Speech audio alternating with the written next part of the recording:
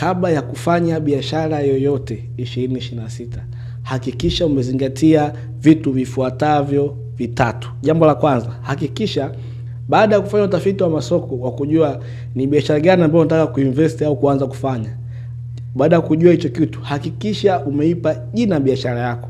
Na nashauri hapo kwenye kuipa jina, pata mtu ambaye atakusaidia uchague jina gani kutokana na nature ya biashara yako.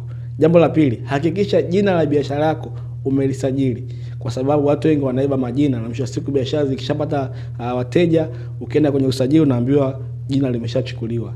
Jambo la tatu, hakikisha baada ya kupata kusajili jina, hakikisha umetengenezewa logo and brand identity. Usimtafute mtu akutengenezee tu logo, hakikisha umepata logo and brand identity, visual brand identity yako, muonekano wa biashara yako utakavyokuwa, jinsi utakavyokuwa katika kile kitu ambacho utakuwa umekitengeneza. Na hiko ni kitu ambacho kitakufanya ufanikiwe sana na kujitofautisha na biashara nyingine zozote mwaka 2026.